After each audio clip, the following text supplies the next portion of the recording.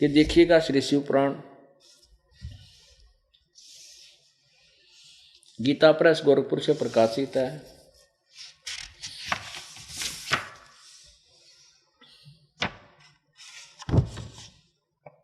संपादक हैं हनुमान प्रसाद पोदार, और इसका हम थोड़ा सा सुनाएंगे आपको, ज़्यादा नहीं। ये देखिएगा,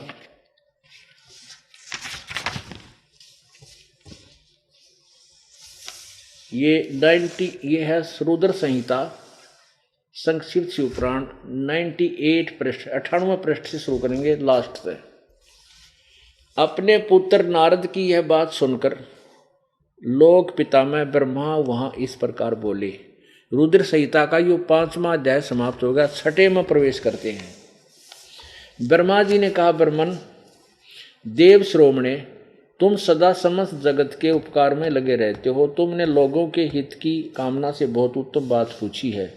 जिसमें समस्त चराचर जगत नष्ट हो गया था, सर्वत्र केवल अंधकार ही अंधकार था, न सूर्य दिखाई देते थे न चंद्रमा, अन्य ग्रहों को और नक्षत्रों का भी पता नहीं था, न दिन होता था न रात, अग्नि पृथ्वी वायु और जल की भी सत्ता नहीं थी।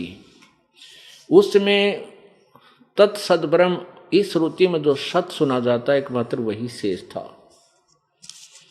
अब 100 पृष्ठ पे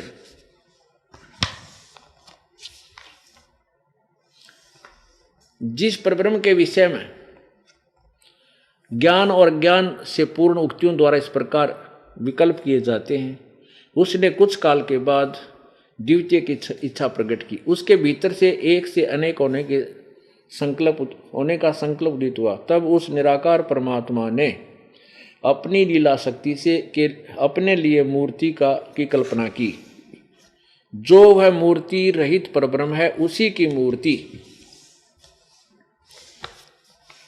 भगवान सदाशिव हैं। सदाशिव अर्वाचीन और प्राचीन विद्वान उन्हीं को ईश्वर कहते हैं। उस समय एकाकी रहकर स्वेच्छानुसार विहार करने वाले उस सदाशिव ने अपने विग्रह से स्वयं ही एक स्वरूप भूता शक्ति की सृष्टि की।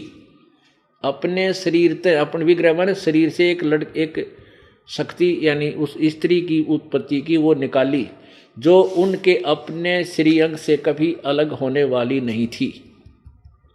उस पराशक्ति को प्रधान प्रकृति, वह कौन निकली उसके शरीर से, विग्रह से?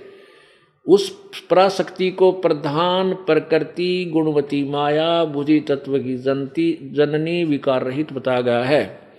वह शक्ति अंबिका कही गई है। उसी को प्रकृति सर्वेश्वरी और त्रिदेव जननी, तीनों देवताओं की माता, ब्रह्मा विष्णु महेश के उत्पन्न करने वाली इनकी जननी, त्रिदेव जननी, नित्य मूल कारण भी कहते हैं।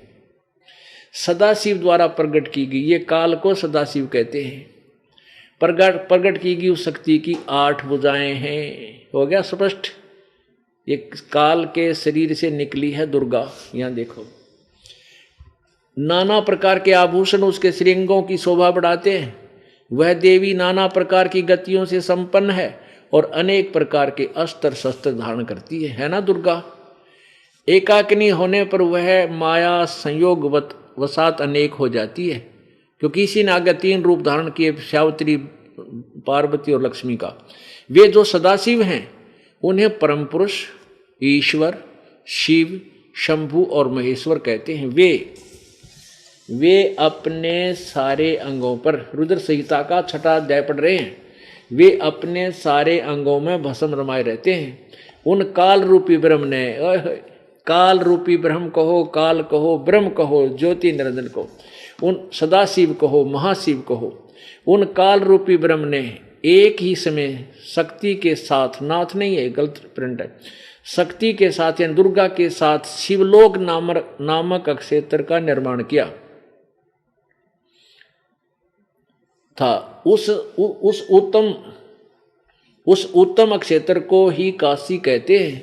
वह परम निर्वाण या मोक्ष का स्थान है जो सबके ऊपर विराजमान है।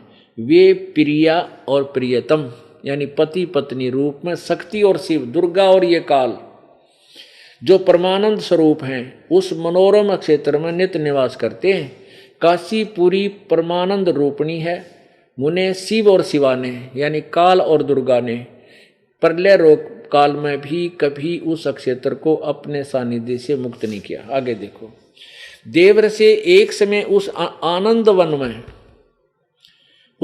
वन में रमण करते हुए शिवा दुर्गा शक प्रकृति और शिव ये काल के मन में यह इच्छा हुई कि किसी दूसरे पुरुष की सृष्टि करनी चाहिए, यानी कोई बालक उत्पन्न करना चाहिए, बच्चा पैदा करना चाहिए, जिस पर यह सृष्टि संचालन का महान भार रखकर हम दोनों केवल काशी में रहकर स्वेच्छा अनुसार विचरें और निर्वाण धारण करें। ऐसा निश्चय करके शक्ति सहित यानी दुर्गा के साथ सर्वव्यापी परमेश्वर शिव ने इस काल ने पति पत्नी व्यवहार किया। अपने वाम अंग के 10वें अंग पर, वाम भाग के 10वें अंग पर अमृत मल दिया। फिर तो वहां से एक पुरुष प्रकट हुआ, यानी एक बच्चा पैदा हो गया।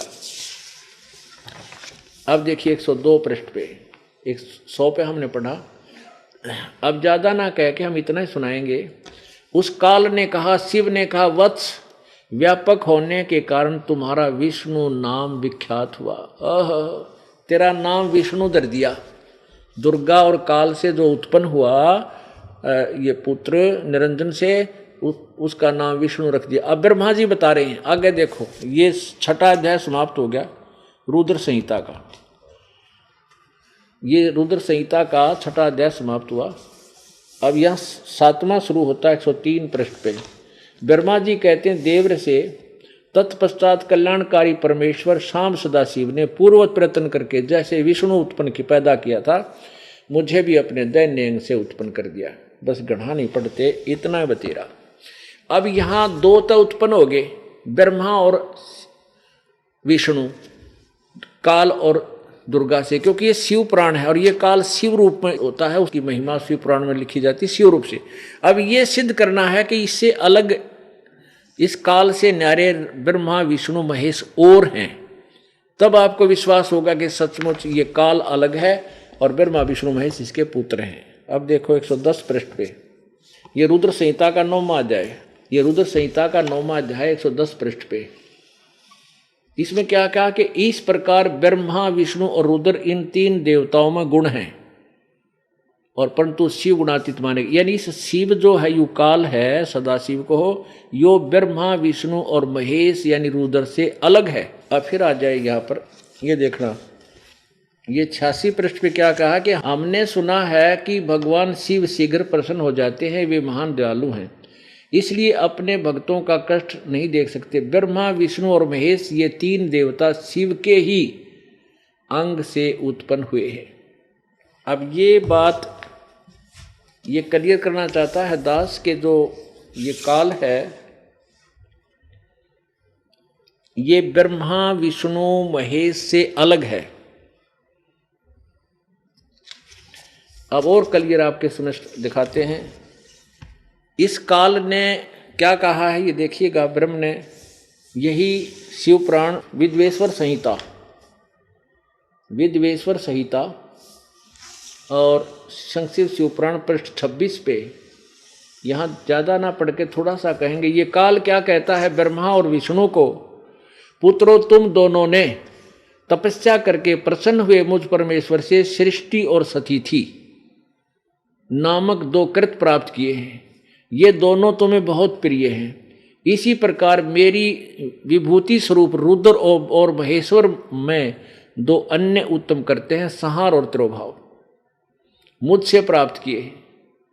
अब क्या हो गया, कति कंसेप्ट क्लियर हो गया कि ब्रह्मा और विष्णु अलग हैं, जिन्होंने